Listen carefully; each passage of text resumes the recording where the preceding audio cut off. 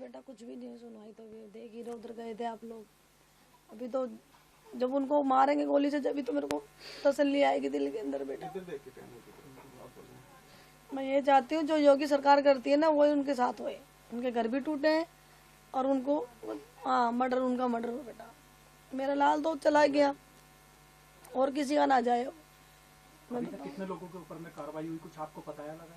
नहीं बेटा मुझे ऐसे 16 लोग कह रहे, 16 लोग पकड़े गए हैं, पर अभी तक तो हमें दिखाया भी नहीं कौन कौन है कौन नहीं है। मकान सिर्फ एक का टूटा है?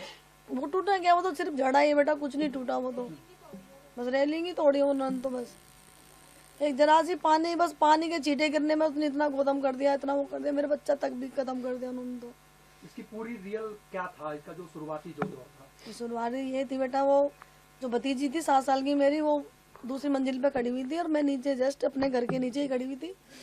तो उसके पाँव, उसके हाथ, वो खेल रही होगी बच्ची थोड़ी, 7 साल के बच्चे को क्या पता होता है रंग बंग क्या होता है।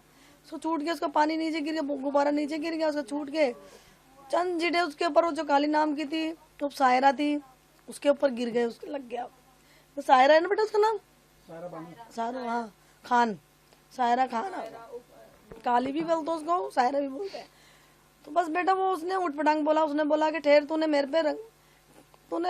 पे पानी के छींटे केस क्यों मारे? तो फिर कह रही रुक, अभी तुझे उठा के मेरे परिवार वालों से तेरा रेप करवाती हूँ। इतने देर मैंने बोल दी भाई तुम ऐसे कैसे बोल रही हो बच्ची के बारे में। इतनी सी देर में बेटा वो कॉल कर देती 20-25 जनों को, फिर उनमें से कुछ औरतें तो कुछ लेडीज होती हैं। तरुण की लड़ाई के अंदर में और जो गुब्बारे से जो रंग गया था, इसके अंदर में कितने समय का फर्क था कम से कम? तरुण को तो पता ही नहीं था। ये पूरा मामला रात को हुआ? हाँ ये रात को हुआ, 10:30 बजे की बात थी। वो अपने बंदों को बुला लेती है, फिर वो घुस के मेरे को, जो उनकी लेडी से थी, जो उसका नाम एक शरीफन, एक सलीमा है, उसने मेरे को रोड मारी है इधर उन लेडीज। आपके ऊपर में भी रोड वगैरह? हाँ रोड मारी है।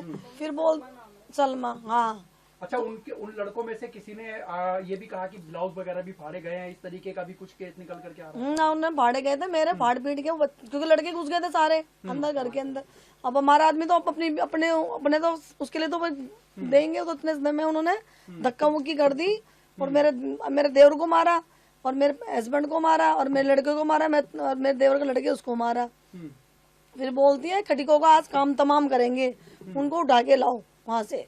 आप खटीक में आते हैं? हाँ जी, हाँ जी, हाँ। लेकिन इसके अंदर में कहा जा रहा है कि दलित का कोई भी नेता आपके पास में नहीं आया? कोई भी नहीं आया अभी तक। क्या कहना चाहोगे ऐसे लोगों को, जो लोग लगातार दलितों के लिए आवाज उठाते हैं लेकिन आप तक नहीं पहुंच पाए? मैं तो ये चाहती हूँ भाई मेरे बेटे को इंसाफ मिले। और जो योगी सरकार करती तो रेखा गुप्ता क्यों नहीं कर सकती? मेरी तो हर चीज में यही है भाई, जब हमारी इधर की है वो मंत्री, तो वो क्यों नहीं करती? क्योंकि योगी साहब भी तो कर रहे हैं, योगी भी तो वहाँ के है ना, तो वो क्यों नहीं कर सकती? वो तो कर सकती है। वो अभी तक हमें तो मिलने भी नहीं आई है, हमारी लड़की गई थी उस मिलने के लिए। रेखा गुप्ता जी से आप लास्ट में क्या कहना चाहेंगे? मैं यही कहना चाहूँ जो योगी सरकार करती है ना, मुझे वही इंसाफ चाहिए, बस मेरी यही विनती है।